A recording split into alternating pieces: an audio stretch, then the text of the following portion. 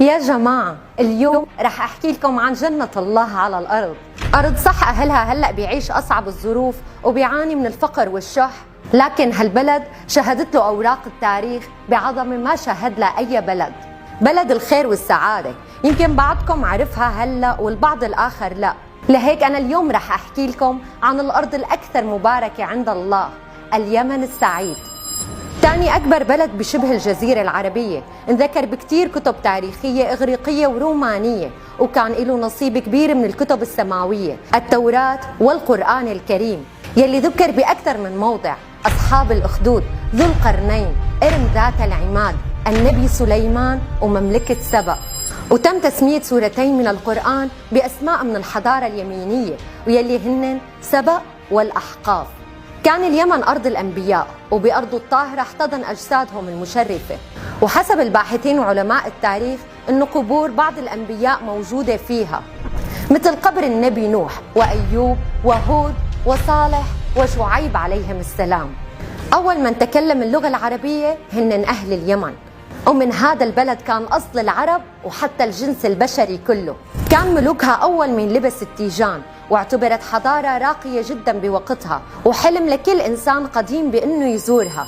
انبثقت منها حضارات كتير انعرفت على مر العصور، ومن أهم ما بدلنا على العظمة يلي امتلكها بوقتها هو تسميته اليمن السعيد، الاسم اللي انعكس من حضارته وامتلاكه لثروات كتيرة وموارد منها الذهب والفحم والملح والقطن والكتير لسه.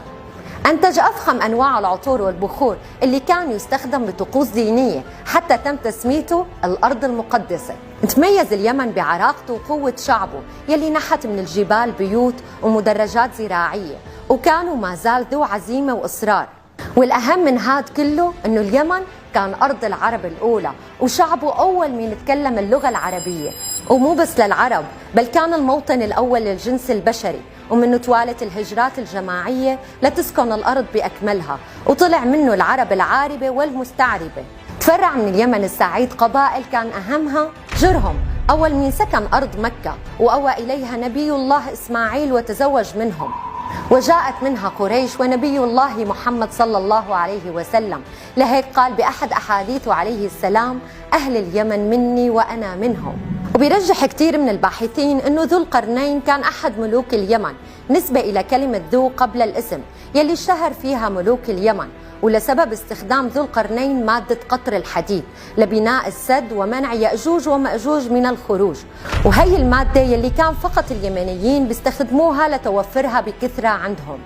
حضارات كثيرة تعاقبت على هالأرض العظيمة، والآثار المتنوعة على هالأرض تشهد لنا كم من الأحداث والعظمة، وما رح ننسى الممالك اللي مرقت عليها، ومن أهمها مملكة سبأ والملكة بلقيس، حمير، قتيبان، وحضرموت يلي أسهمت ببناء الأرض وامتد نفوذها بسبب سيطرتها على التجارة بوقتها والتبادل الثقافي اللي حققته.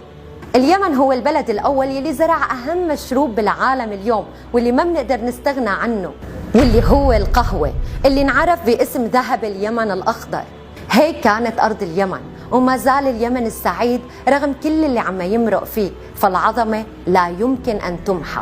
بشوفكم بحلقات أخرى عن اليمن. سلام.